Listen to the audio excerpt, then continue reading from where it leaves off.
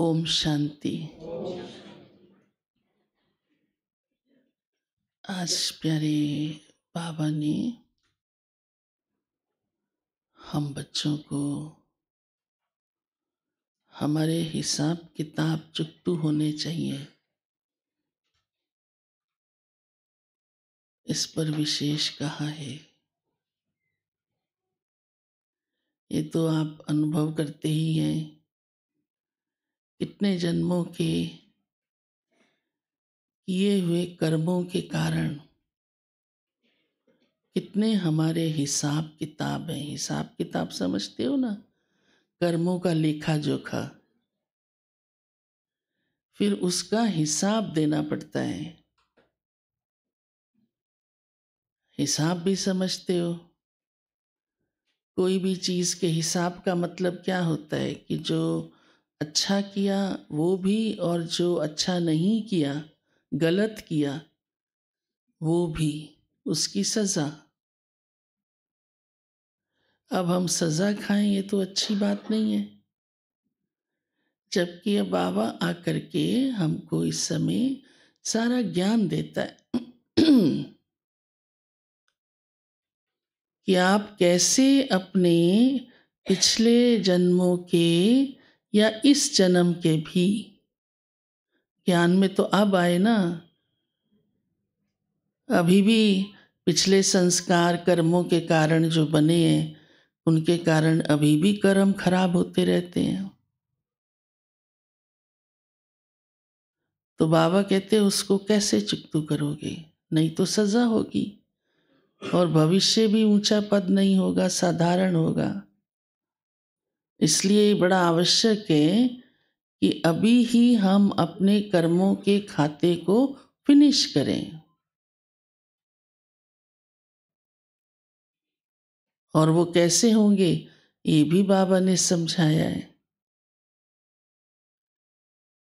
तो बाबा भिन्न भिन्न रीति से हम बच्चों को कर्मों के खाते को चुकतू करने की बात सुनाते हैं।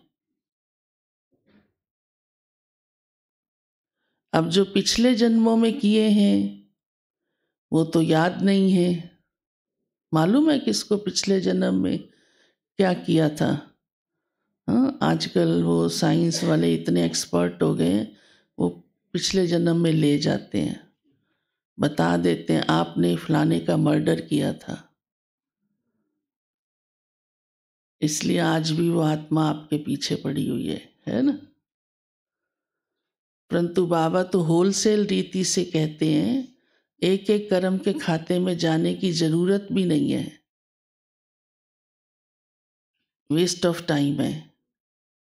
पर ये तो मालूम ही है कि देह अभिमान के कारण बहुत कर्म विकर्म बने, उसी के कारण तो आत्मा इतना नीचे आ गई, कमजोर बन गई।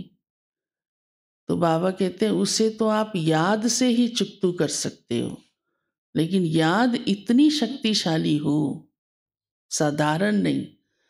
जैसे अग्नि तेज होती है तो वो जो सामान है वो जलता है, पकता है, धीमी पे नहीं। हाँ? तो याद भी इतनी तेज शक्तिशाली हो।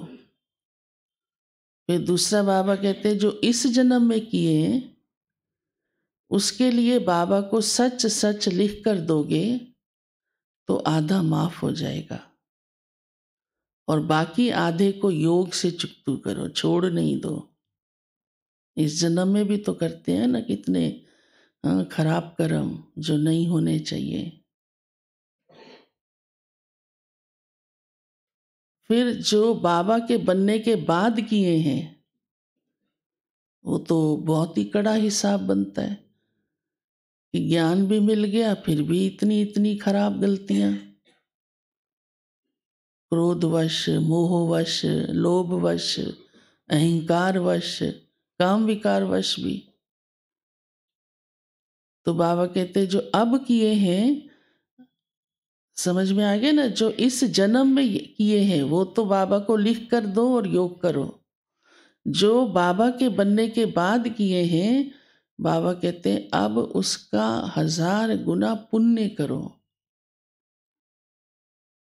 जैसे एक पुण्य का 100 गुना फल हम कहते हैं ना मिलता है बाबा से, तो एक गलत कर्म का विकर्म की 100 गुना सजा नहीं होगी? फिर वो कैसे चुकती होगी? और वैसे भी देखो लौकिक संसार में भी कहते हैं कि समझदार को पाप की सजा खानी ही पड़ती है, नो एक्सक्यूज।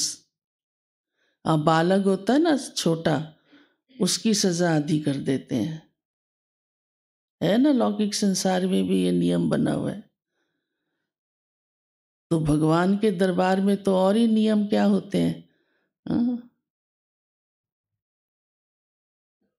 बाबा कहते इस समय अगर कोई गलतियां करते हैं तो उतना गुना, जैसे 100 गुना फल की इच्छा रखते हो तो 100 गुना सजा को चुकतू भी तो होगी ना। उसको चुकतू करने के लिए फिर 100 पुण्य करो, एक गलती की तो 100 पुण्य करो, तो हिसाब क्लियर हो जाएगा। कई बार बाबा ने साकार मुरलियों में ये बात कही हुई है। तो आज प्यारे बाबा कहते हैं विकर्मों का अपने कई जन्मों के हिसाब किताब को कैसे भी करके चुकतू करना है। फिर बाबा कहते हैं माया भी बड़ा धोखा देती है। आपकी प्रॉमिस है बाबा के साथ, हम किसी से दिल नहीं लगाएंगे, हम अपनी देह को भी भूल जाएंगे, लेकिन फिर माया क्या करती है, बुद्धि को ले जाती है देह और देह के संबंधों के बीच में। फिर संबंधियों को याद किए बिना रह नहीं सकते हैं। तो ये भी बाबा कहते हैं मेरे साथ किया हुआ प्रॉमिस तोड़ दिया, कहा क्या और किया क्या। तो वो भी बाबा ने आज कहा है कि उसकी भी सजाएं खानी पड़ती हैं, क्योंकि ये भी हर एक का अलग अलग हिसाब है। कर्म का खाता है आत्मा का। कोई किसी की सेवा अर्थ किसको याद करता है, लेकिन कोई लगाव अर्थ, मोह अर्थ, हाँ, अपनी गलतियां छिपाने अर्थ याद करता है, मोह होता है। तो वो तो कड़ा हिसाब बनेगा ना, उसकी तो बड़ी सजा होगी। बाबा ने तो टोटल ही कहा है कि नहीं, ना देह याद आए ना देह के संबंध याद आए। तो सेवार्थ तो चलो अलग बात है ना, जिम्मेदारी अर्थ। लेकिन अपनी अपने स्वार्थ के कारण, मोह के कारण, इच्छाओं के कारण संबंधों को याद करना, तो वो तो फिर बाबा कहते हैं तो माया, हाँ, कितना बड़ा धोखा दे रही है आपको ना। ये बहुत बड़ा धोखा है, अपने आप से धोखा है, और किसी को धोखा नहीं है। तो बाबा ने कहा माया धोखेबाज है ना, वो धोखा दिलाती है। तो माया क्या है? माया तो अपनी कमजोरी है ना, और कोई अलग थोड़ा है वो कुछ। 5 विकार ही है ना माया, तो विकार ही धोखा दिलाते हैं ना, अंदर छिपे हुए। बाबा ने आज शिव जयंती को भी याद किया है।